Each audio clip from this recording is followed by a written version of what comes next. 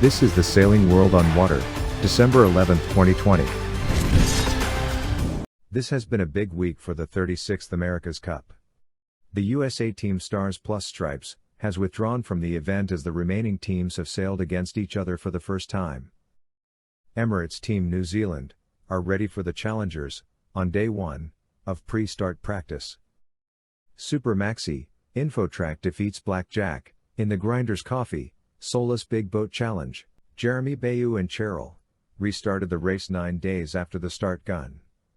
Now, he's caught up with the tailender south of Cape Town. Kevin Escoffier is delivered into the arms of French Maritime. The AC teams, minus Britannia, face off in practice. Iain Murray, the America's Cup race director, is interviewed by the RORC. Now, over to Pete Burling. Pretty exciting day and a bit of a milestone in the campaign. Today's the first day we actually get to line up properly with another AC75. So, for us as a team here, it's been over 3 years in the making. It's a good opportunity to take that next step in progression. So everyone's looking forward to it. For everyone, there's the excitement of seeing how you've gone in terms of design and development and so forth. The whole of the yachting world and more are watching and looking at this thing, and it's pretty cool, especially on home waters. And you look at today as a sailing venue, and you couldn't get better. Really cool to see these boats were spectacular. And, the closing speeds is phenomenal. Bit of a slow start with some of our pre-starts, and obviously some things to work on there as far as our timings as well. But all in all, huge lessons.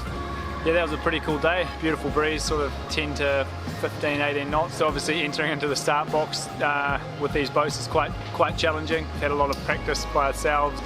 When it happens for real like that with the actual start box, all the timings and whatnot, it takes a little bit to get used to. So we had a couple of bad ones, a couple of all right ones, but all in all, lots of good learnings out of today for us. So it feels good to have it under our belt.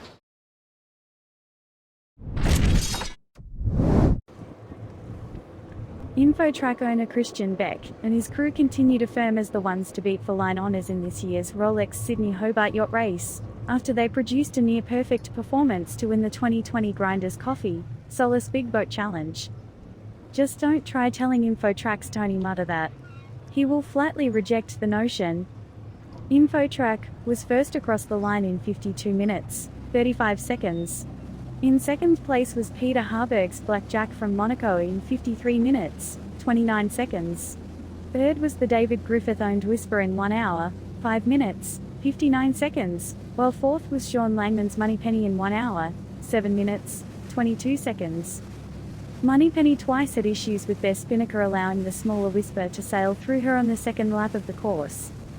But asked if the win and their win in last weekend's Cabbage Tree Island race had a bearing on their Rolex Sydney Hobart odds, Infotrack's Mutter said, "We obviously like where we have been going so far."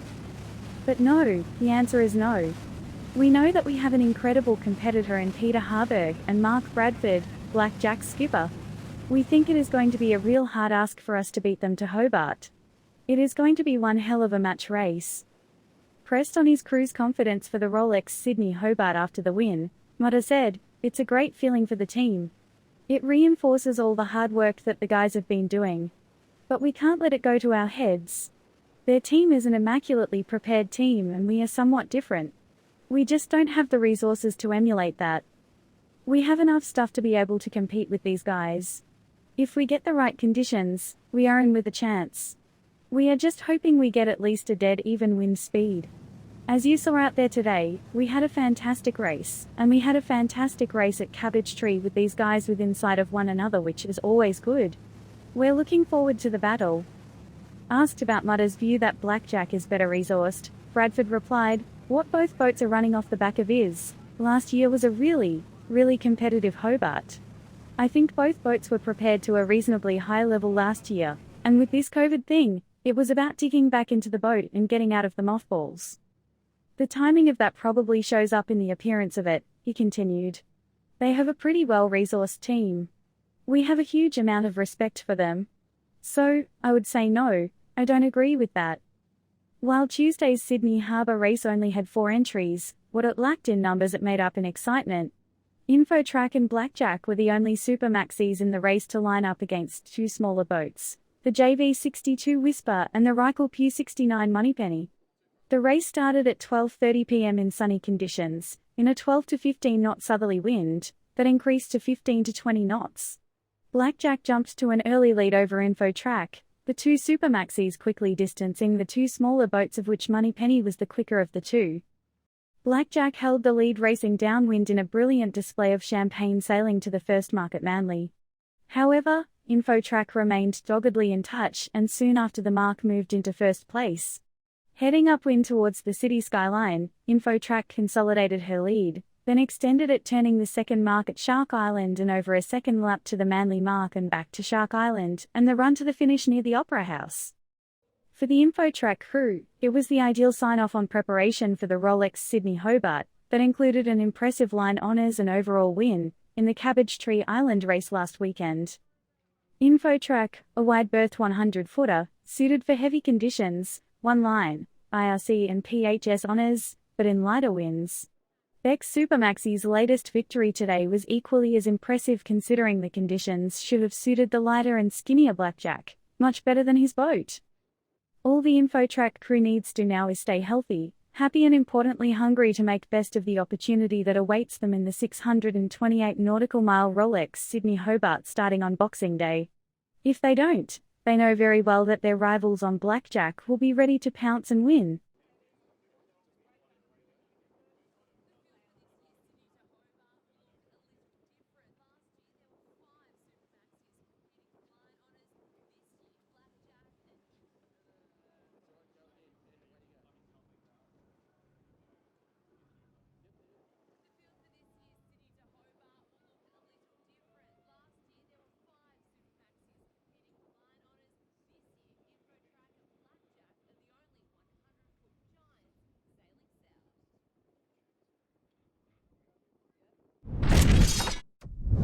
Jeremie Beyou CHARAL restarted the race 9 days after the start gun. Now, he's caught up with the tailender south of Cape Town. He is on a charge. Salut à bord de Charal, on est dimanche 6 décembre. Donc changement de décor depuis hier parce que j'ai dû aller traverser le front là,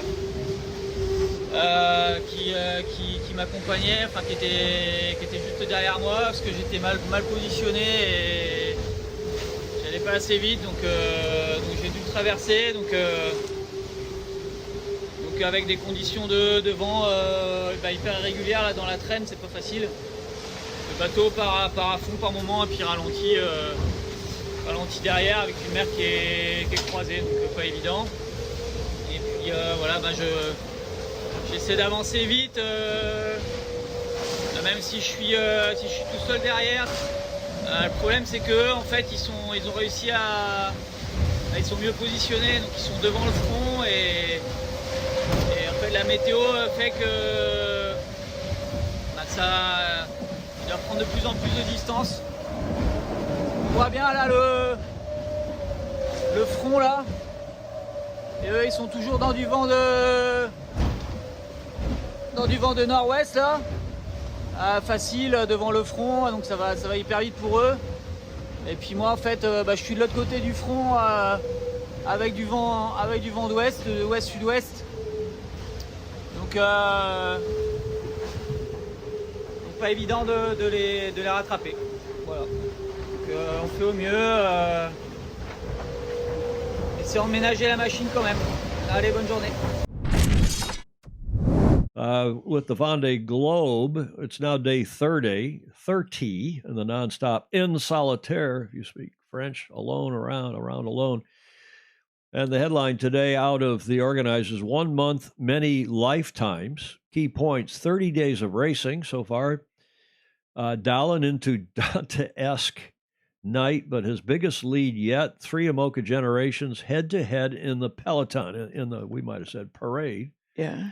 So that's all pretty interesting. That's interesting, yeah. Now this, we've been telling you about, of course, we covered and extensively, the rescue and then the retrieval. And now here is the video showing the offloading of Kevin Escoffier onto the French naval vessel. Oh, that's good. And have a look at this.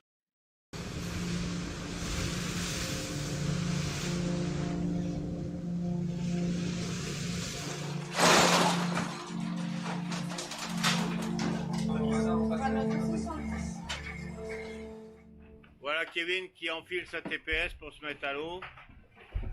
Donc voilà, il est arrivé comme ça, il repart comme ça. Il moque à Hubert. Je vous confirme un contact visuel. Voilà le F732, le Nevos. Pour descend sur mon tribord pour mettre l'embarcation à l'eau. À droite 10. À droite 10.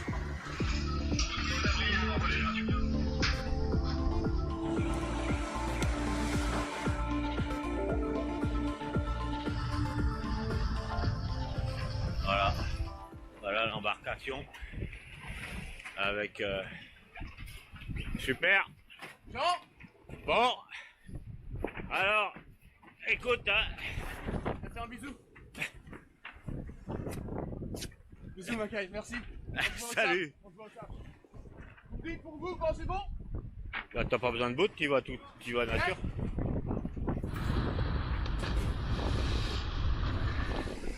Et voilà. Allez, bon courage. Ok, merci. Donc voilà. Je vais refaire autre. Ok, à plus.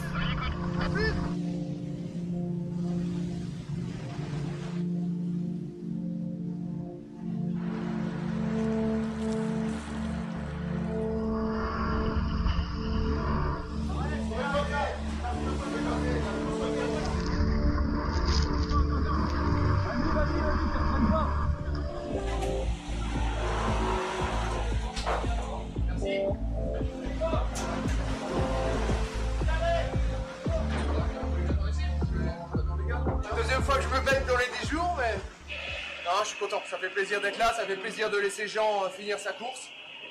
Et tout est bien qui finit bien parce que c'est pas toujours simple. On voit même que le créneau là, on a pile poil l'éclaircie pour nous, mais c'était pas gagné.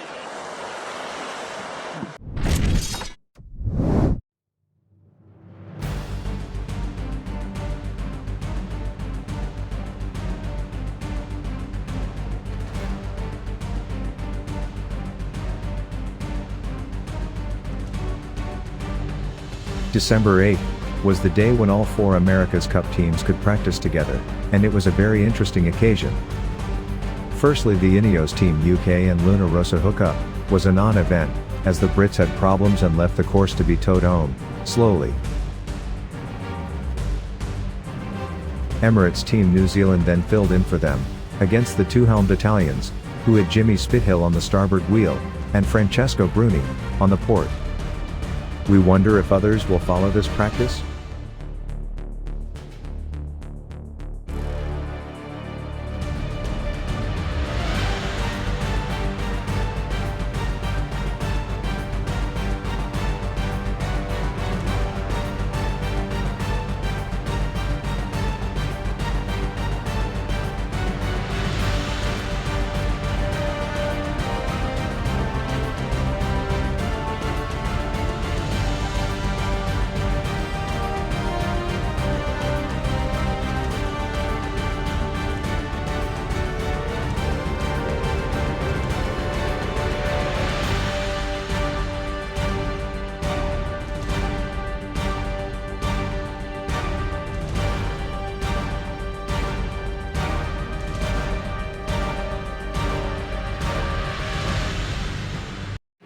In the Emirates Team New Zealand, American Magic pre-starts practice, the Dean Barker-helmed US team had the best of the action as the Kiwi team was a little off the pace. But, in the end, Peter Burling showed his talent and came out ahead, pointing higher and moving faster. Our footage shows graphically just how far these boats have come, and the defense team are showing just how far they have progressed. At the start of the day, the wind was in the top range, and it gradually dropped during their practice.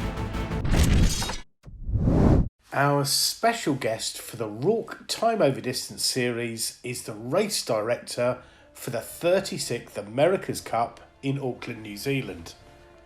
Iain Murray will be in charge on the water as he has been for the last two editions in San Francisco and Bermuda. Murray has had an illustrious sailing career, 6 times 18-foot skiff world champion, 2 times Etchells world champion, and 4 America's Cups as a sailor. Murray has 3 overall wins and 9 line honours victories with Wild Oats 11 in the Rolex Sydney Hobart. The last 2 editions of the America's Cup have been in multi-hulls. The naysayers believe that this takes away much of the strategy and the tactics. What do you say to that? Well, I look heading into San Francisco, with 72-foot catamarans, the AC 72s. I think there was a lot of speculation that match racing was not going to be the same. There wasn't going to be covering, there wouldn't be high-speed turns, there wouldn't be dial-ups, there wouldn't be slam dunks, all of the terminology that we've grown used to in the 12 metres and the IACC boats, that, the boat-on-boat racing wouldn't happen. And these boats would, like any catamaran prior to foiling, would just sort of, come in, have a very slow turn and, would bang either side of the race course. Interestingly, they probably started out like that, the boats were traditional catamarans, and there was a little bit of lift with their sea foils, and and then New Zealand popped out with, initially the skimming boat and then the foiling boat, and